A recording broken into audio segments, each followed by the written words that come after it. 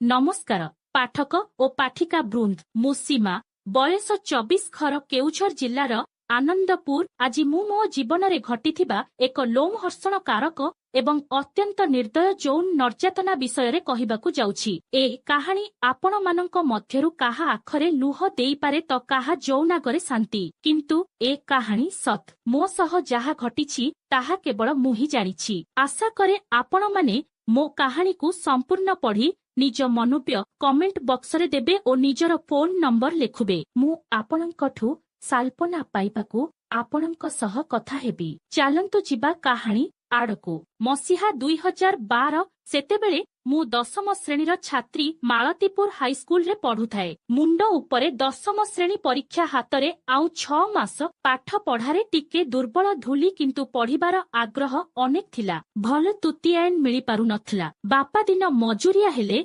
घोड़ा माताली माँ सबुबेले दुई सान भाईंक पढ़ा कथा, खाइबा कथा, भल पिंधिबा कथा चिंता करी मो प्रति ध्यान दउ नथिला। मु बंचिली केते, मली केते, भल पढ़िली केते, न पढ़िली केते, केही मो पई चिंता करू नथिले। थरे प्री बोर्ड परीक्षा रे गणित विज्ञान इराजी रे फेल हेबा परे प्रधान शिक्षक माँ को डकेई पठेइले। माँ आसिला, किंतु सारंक सह कोन कथा हेला केजानी घरे आसी मते कहिला, तू कालिथु स्कूल रे रहिबु। आम स्कूल रे सार माने रहिबा पई 4-5टी रूम अछि। जेउ सार माने अन्य जिल्लारु आसी एखी चाकिरी करिछंती सेमाने सेठी रहिबार व्यवस्था अछि। अमो हेड सार बालेश्वररु आसी सेठारे रहुथिले। तांको ना दीनबंधु महांती। से गणित पढ़ांती, इराजी विज्ञान मध्य पढ़ेई पारंती। बयस 45 पाखापाखु। से बहुत भल लोक, तेणु मो उपरे दया करी मोते भलसे परीक्षा पाई प्रस्तुति करिबाकू मते से स्कूल घरे रहिबाकू माँ को कहिथिले।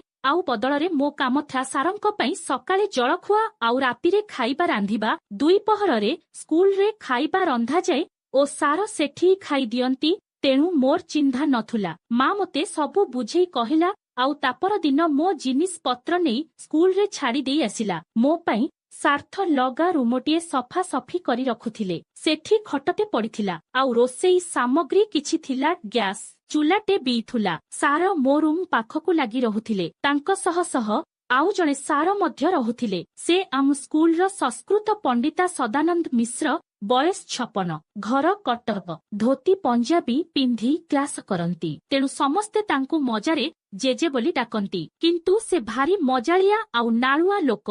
सबु बेले टोकी मानंक सह लागुथांती। चापुडा क्लास रे टोका मानंकु बोहे मारंती, किंतु टोकी माने पाठरे भूल कले काहा गांडी को जोर रे चापु मारंती तो काहा दूध को कहुणी रे चापी दियंती। से सबु बेले से सुजोग अपेक्षा रे रुहंती। सेठी पाख रूम को लागी आउ 2 जण मध्य रहुथिले। किराणी मनोज सार आउ नाइट वाचमैन बाइधर। किराणी रे बयस 32 आउ बाइधर रे 40। सेमाने भी सेई प्रकृति रे झियो मानंकु आख्यारे देख उपभोग करंती। आउ माने गेही पकांती। सुजोग मिलिले डबल मिनी कथा कही झियो मानंकु इशारा करंती। विशेष तो झियो मानंक दूध देखिले सेमानंक पाटिरु लाळ बही पड़े। स्कूल आसी रहिबारे प्रथम दिनरु सेमाने मोते गेहिबा बारे प्लान करी सारिथिले, किंतु हेड सारंक दररे आगको बढ़ी पारु नथिले। स्कूल रे छाड़ा जिबा पई लाटिन थुला सत, किंतु गाधेइबाकू दूररे स्कूल हेले भी हेड बाथरूम नथुला। गा ठारू दूर सारंकु भरोसा करी सेठा ठारे रहिथिली। तथापि से लंखट माने सबुबे बेले जगिकी रहुथुले। सकाळे 5:30 मो गाधेई इबा टाइम, तेणु मु उठिबा आगरु सेमाने उठी जाई थांती। आउ मोते झरका फंकरे लुचि देखु थांती। सदानंद बुढ़ा, किंतु लुचि देखे नाही। से मुहरे गुड़ाखु नेई टीवेल पाखरे बसी थाए आउ दानु घसिबा बाहानारे मते कमेई कणेई बेखु थाए। से 2 जण किंतु झरका बाटे देख मुखी मारंती बोधे केबे सामना को आसंती ना नाही। किंतु बुढ़ा अनेई बसी थाए। केतेबेले जदि मो छातीरु लुगा खसी जाए किंबा जंघरे साबुन मारिला बेले बिया दर्शन मिली जाए, ताकू देख जोररे दानु को रगड़ी घसी पकाए। हेड सार उठिबा टाइम हेले शेषरे लाटिन जाई दह आ कही मुथी मारे। मु बुढ़ा लोक भाबी किछि ध्यान दिए नाही। मु सेमानंकु दोष देले कौन हब मो देहर गठन सेतेबेले सेमिति ही थुला। हाइट 5 फुट को ଡଉଲ ଡାଉଲ ମକମଲି ଚେହେରା, ଗାଣ୍ଡି ସାମାନ୍ୟ ଚଉଡ଼ା ଥିଲା। ଶେଷ ସମୟରେ ବି ଦୁଧ ବଢି 32 ସାଇଜ ହେଇ ଚା ପାଇଁ ଥାଏ ପଡି, ବ୍ରା ପିନ୍ଧିବାକୁ ପଇସା। ତେଣୁ ସ୍କୁଲ ଡ୍ରେସ ତଳେ ମାର ବ୍ଲାଉଜ ପିନ୍ଧି ସ୍କୁଲ ପଳେଇ ଆସେ। ଉପରେ ପରେ ଏପ୍ସନ ତଥାପି ଦୁଧ ଭୁଣ୍ଡି ମୁନିଆ ଭଳି ଆଗକୁ ବାହାରି ପଡିଥାଏ। ଦୁଧ ଏତେ ବଡ ହେବାର କାରଣ ପୁଅ ପିଲାମାନେ ବାହାନା କରି କେତେବେଳେ ତଳେ କହୁଣି ବଜେଇ ଦିଅନ୍ତି ତ କେତେବେଳେ ବାଟରେ ଯାଉ ଯାଉ ସାମ୍ନା ପଟୁ ଆସି କାନ୍ଧ ବଜେଇ ଦେଇ ସରି କହି ଚାଲିଯାଆନ୍ତି। ଆଉ ଗୋଟେ କାରଣ ମଧ୍ୟ ପଣ୍ଡିତ ବୁଢା, ସେ ବି ମଉକା ମିଳିଲେ ବାଡେଇବା ବାହାନାରେ ହାତ ବଜେଇ ଦଳି ଦିଏ। ଏବେ ଆପଣ ମାନେ କୁହନ୍ତୁ, ଏମିତିରେ ମୋ ଦେହରେ କଣ ଶିହରଣ ଖେଳୁ ନବ? ଏମିତି ହେବା ଦ୍ୱାରା ମୋ ଦୁଧ ଦିନକୁ ଦିନ ବଢି ଚାଲିଥାଏ। ସ୍କୁଲ ପିଲା ମନେ ମତେ ପାଚିଲା ଆମ୍ବେଲ ଫଟିଯିବ, ଜର୍ସି ଗାଈ, ଦୁଆଳି, ମିଆ ଖଳିଫା ଓ ଶିକାଠୁ ଅଟିକା ବଡ, ଏମିତି ଅନେକ କଥା କହି କମେଣ୍ଟ ମାରନ୍ତି। କେହି କହନ୍ତି ମୁଁ ଧନ୍ଦା କରୁଛି ବୋଲି, ତ ଆଉ କେହି କହନ୍ତି ମୁଁ କୁଆଡେ ସାରମାନଙ୍କ ସହ ସେକ୍ସ କରୁଛି। ମୋ ସାଙ୍ଗମାନଙ୍କ ମା ମନେ ସେମାନଙ୍କୁ ମୋ ସହ ମିଶିବାକୁ ମନା କରିଦେଇଥିଲେ ମଧ୍ୟ କିନ୍ତୁ ମୁଁ କାହାରି କଥା ନ ଶୁଣି ପାଠ ପଢାରେ ମନ ଦେଇଥାଏ। ଦୀନବନ୍ଧୁ ସାର ମୋତେ ଏକ୍ସଟ୍ରା ଟାଇମରେ ପଢାନ୍ତି, ଆଉ ମୋତେ ମଧ୍ୟ ଭଲ ସେ ଗାଇଡ କରନ୍ତି। ମୋର କିଛି ବି ଜିନିଷ ଦରକାର ପଡିଲେ ସେ ଆଣି ଦିଅନ୍ତି। ଏମିତି ବି ଥରେ ପିଲାମାନଙ୍କ କୋମେଣ୍ଟସ୍ ତାଙ୍କ କାନରେ ବାଜିବା ପରେ ସେ ମୋତେ ମାର୍କେଟ ନେଇ ନୂଆ ବ୍ରା ପେଣ୍ଡି କିଣି ଦେଇଥିଲେ। ସେଇଦିନ ଠାରୁ ପିଲାମାନଙ୍କ କହିବା ମଧ୍ୟ ଧୀରେ ଧୀରେ ବନ୍ଦ ହେଇଗଲା। ମୁଁ ଏବେ 2-3 ମାସ ଭଲସେ ମନ ଦେଇ ପଢି ଚାଲିଥାଏ। ହଠାତ୍ ଦିନେ ଖବର ଆସିଲା ଦୀନବନ୍ଧୁ ସାର ଅନ୍ୟ ଜାଗାକୁ ବଦଳି ହେଇଯିବେ। ତାଙ୍କ ଜାଗାରେ ପଣ୍ଡିତ ସାର ପ୍ରଧାନ ଶିକ୍ଷକ ହେବେ। ତାଙ୍କର ଆଉ 2 ବର୍ଷ ଚାକିରି ଥିଲା, ତେଣୁ ତାଙ୍କର ପ୍ରମୋଶନ ହେଲା। ଏ ଦୀନବନ୍ଧୁ ସାର ଯିବା ଆଗରୁ ମୋ ମାକୁ ଡକେଇ ମୋତେ, କିନ୍ତୁ ମୁଁ କାହାରି କଥା ନ ଶୁଣି ପାଠ ପଢାରେ ମନ ଦେଇଥାଏ। ଦୀନବନ୍ଧୁ ସାର ମୋତେ ଏକ୍ସଟ୍ରା ଟାଇମରେ ପଢାନ୍ତି, ଆଉ ମୋତେ ମଧ୍ୟ ଭଲ ସେ ଗାଇଡ କରନ୍ତି। ମୋର କିଛି ବି ଜିନିଷ ଦରକାର ପଡିଲେ ସେ ଆଣି ଦିଅନ୍ତି। ଏମିତି ବି ଥରେ ପିଲାମାନଙ୍କ କୋମେଣ୍ଟସ୍ ଇଟ୍ସ ତାଙ୍କ କାନରେ ବାଜିବା ପରେ ସେ ମୋତେ ମାର୍କେଟ ନେଇ ନୂଆ ବ୍ରା ପେଣ୍ଡି କିଣି ଦେଇଥିଲେ। ସେ ସେଇ ଦିନଠାରୁ ପିଲାମାନଙ୍କ କହିବା ଧୀରେ ଧୀରେ ବନ୍ଦ ହେଇଗଲା। ମୁଁ ଏବେ 2-3 ମାସ ଭଲସେ ମନ ଦେଇ ପଢି ଚାଲିଥାଏ। ହଠାତ୍ ଦିନେ ଖବର ଆସିଲା ଦୀନବନ୍ଧୁ ନବନ୍ଧୁ ସାର ଅନ୍ୟ ଜାଗାକୁ ବଦଳି ହେଇଯିବେ। ଜାଗାରେ ଦିନ ହଲା ରେ ପଣ୍ଡିତ ସାର ପ୍ରଧାନ ଶିକ୍ଷକ ହେବେ। ତାଙ୍କର ଆଉ 2 ବର୍ଷ ଚାକିରି ଥିଲା, ତେଣୁ ତାଙ୍କର ପ୍ରମୋଶନ ହେଲ ବନ୍ଧୁ ସାର ଯିବା ଆଗରୁ ମୋ ମାକୁ ଡକେଇ ମୋତେ ଘରକୁ ପଠେଇ ଦେଲେ। ମୁଁ ସାରଙ୍କ ଯିବାରେ ଯେତେ ଦୁଃଖୀ ଥିଲି ସେତେ ଖୁସି ମଧ୍ୟ ଥିଲି। ସେ ଡାହାଳ କୁକୁରମାନଙ୍କ କବଳରୁ ଖସି ଆସିଲି ବୋଲି, କିନ୍ତୁ ସେ ଖୁସି ମୋର ଦିନ କେଇଟାରେ ପାଣି ଫଟକା ପରି ମିଳେଇଗଲା। 4-5 ଦିନ ପରେ ସଦାନନ୍ଦ ପଣ୍ଡିତ ମୋ ମାକୁ ଡକେଇ ମୋତେ ପୁଣି ଥରେ ସେଠାକୁ ଯିବାକୁ ରାଜି କରେଇଲେ। ଏଥର କେବଳ ପାଠ ବାହାନା ନଥିଲା, ସେ ମୋ ମାକୁ କହିଥିଲେ କିରାଣୀ ସାର ମୋତେ ସବୁ ପାଠ ପଢେଇବେ, ଆଉ ମୁଁ ସମସ୍ତଙ୍କ ପାଇଁ ଖାଇବା ବନେଇବି। ତା ସହ ସେମାନେ ମୋ ମାକୁ ମାସକୁ 2000 ଟଙ୍କା ବି ଦେବାକୁ ରାଜି ଥିଲେ। ଏଭଳି ସୁଯୋଗ ପାଇଁ ମୋ ମା ବି ମୋତେ ଯିବାକୁ ବାଧ୍ୟ କଲା। ମୁଁ ମନା କରିବାରୁ ମୋତେ ଗୋଇଠା ବିଧା ମାରି ଟର୍ଚର କଲା। ମୁଁ ତାକୁ ସବୁ କଥା ଖୋଲିକି କହିଲି, କିନ୍ତୁ ସେ ଭାବିଲା ମୁଁ ନ ଯିବାକୁ ଏମିତି ବାହାନା କରୁଛି। 2-3 ଦିନ ପରେ ମାଡ଼ ସାହି ନ ପାରି ମୁଁ ରାଜି ହେଇଗଲି। ଶେଷରେ ଭୋକିଲା ବାଘମାନଙ୍କ ଆଗକୁ ଶିକାର ହେବାକୁ ଚାଲିଗଲି। ସେଠି ପହଞ୍ଚିବାର ପ୍ରଥମ ଦିନ ପଣ୍ଡିତ ସାର ଖାଇ ସାରିବା ପରେ ରାତିରେ ତାଙ୍କ ରୁମକୁ ଡାକି ତାଙ୍କ ଗୋଡରେ ତେଲ ମାଲିସ କରିବାକୁ କହିଲେ। ମୁଁ ଖାଇସାରି ତାଙ୍କ ରୁମକୁ ଗଲି। ସେ ପତଳା ଧୋତିଟିଏ ପିନ୍ଧି ଖଟରେ ଶୋଇ ଟିଭି ଦେଖୁଥିଲେ। ମୁଁ ଆସିବା ଦେଖ ସଙ୍ଗେ ସଙ୍ଗେ ଉପରକୁ ମୁହଁ କରି ଶୋଇପଡ଼ିଲେ, ଆଉ ମୋତେ ଖଟ ଉପରେ ବସି ମାଲିସ କରିବାକୁ କହିଲି। ମୁଁ ଖଟ ଉପରେ ବସିବା ପରେ ତାଙ୍କ ଗୋଡକୁ ସିଧା ନେଇ ମୋ କୋଳରେ ରଖଦେଲେ।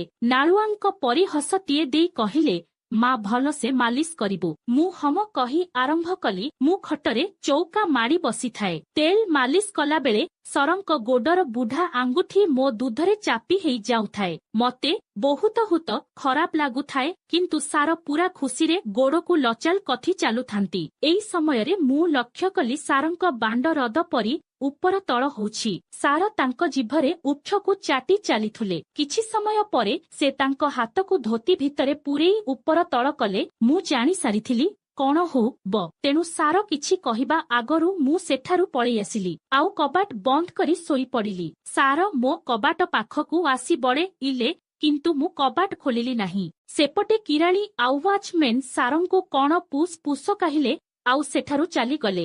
ଜିଆଇ ପରେ 2-3 ଦିନ ଏମିତି ମୁଁ ସାରଙ୍କୁ ମାଲିସ କରିବାକୁ ଗଲି। ଦିନେ ପଣ୍ଡିତ ସାର ମତେ ପଚାରିଲେ, ସାର ପଢାପଢି କେମିତି ଚାଲିଛି? ଠିକ୍ ସାର୍। ସାର ନା ମୁଁ ଜାଣିଛି ତତେ ପ୍ରାଣୀ ବାବୁ ସନ୍ଧ୍ୟା ଅସୁବିଧା ହଉବ, କାଲିଠୁ ତତେ କିରାଣୀ ବେଳେ ପଢେଇବେ ବୁଝିଲୁ।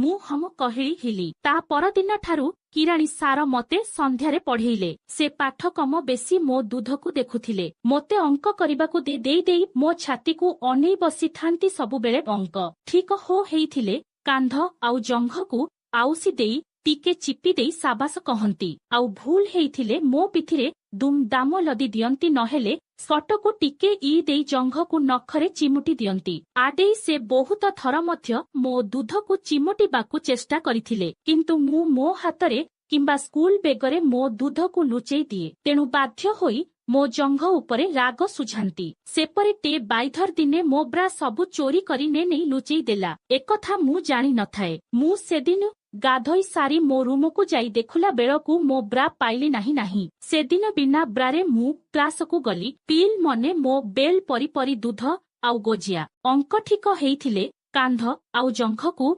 ଆଉସି ଦେଇ, ଆଉ ଭୁଲ ହେଇଥିଲେ ଟିକେ ଚିପି ଦେଇ ସାବାସ କହନ୍ତି। ମୋ ପିଠିରେ ଦୁମ ଦାମ ଲଦି ଦିଅନ୍ତି, ନହେଲେ ସ୍କଟକୁ ଟିକେ ଆଡେଇ ଦେଇ ଜଙ୍ଘକୁ ନଖରେ ଚିମୁଟି ଦିଅନ୍ତି। ବହୁତ ଥର ମଧ୍ୟ ମୋ ଦୁଧକୁ ଚିମୁଟିବା, କିନ୍ତୁ ମୁଁ ମୋ ହାତରେ କିମ୍ବା ଦୁଧକୁ ଲୁଚେଇ ଦିଏ ବାକୁ ଚେଷ୍ଟା କରି ସ୍କୁଲ ବେଗ।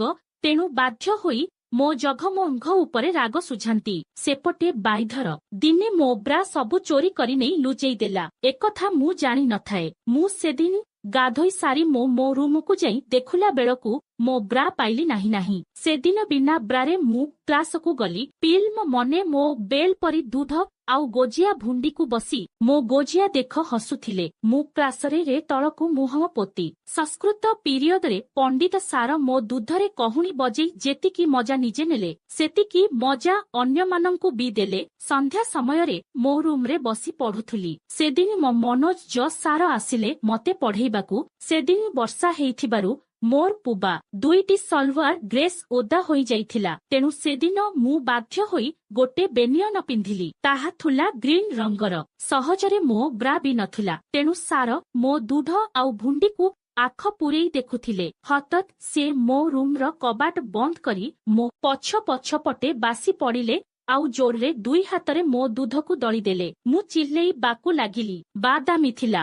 ସାର ତାଙ୍କ ପାଟିରୁ ପାନ ବାହାର କରିଦେଇ ଝୁଣି ଚାଲିଲେ।